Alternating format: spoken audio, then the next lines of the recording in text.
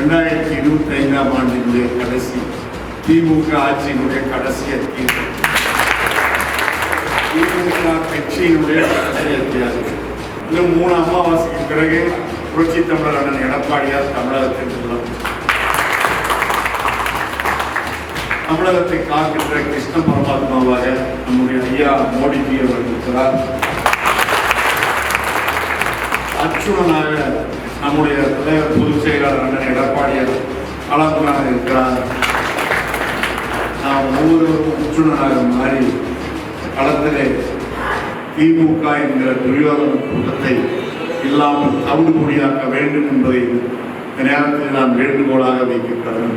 இது ஒரு முறை தப்பித்தவரை எந்த ஊரில் திமுக வெற்றி பெற்றாலும் அந்த ஊர் அஸ்பமாய் போயிருக்கும், அந்த ஊர் விளங்காது, மக்கள் துன்பம் தொல்லைகளில் சோர்ந்து போய்விடுவார்.